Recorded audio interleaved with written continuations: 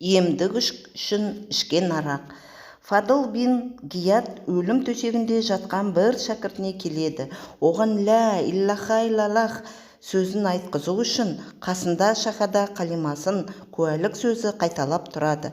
Бірақ шәкіртінің тілі қалимаға келмейді.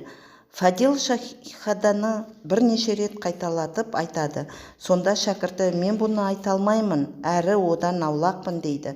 Оны естіген Фадылдың қайғысы артып, үйіне кері қайтады. Бірнеше күннен кейін ол түсінде шәкіртінің тозақ отына сүйретіліп, кіріп бара жатқанын көреді. Сол сәтте одан «Ей байғұс, ақиқатты айтуыңа не кедергі болды?» деп сұрайды.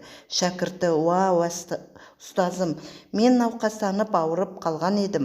Сосын бір дәрігерге барғанымда ол маған анда-санда арақ ішіп тұр. Егер ішпесең, дертіңнен айықпайсың» деді.